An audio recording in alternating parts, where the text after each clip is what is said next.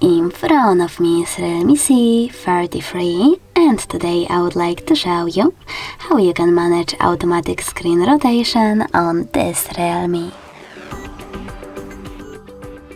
First of all, go into Tab menu. Now look for Auto Rotate shortcut, and when you find it, click on it. As you can see, mine is now blue.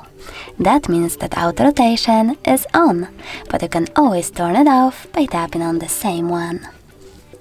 If you wish to, you can always go into settings instead and tap on display section. Now scroll down and tap on this switcher next to auto rotate screen to switch it on or off. Thanks so much for watching. If you enjoyed this video, leave a like, comment and subscribe.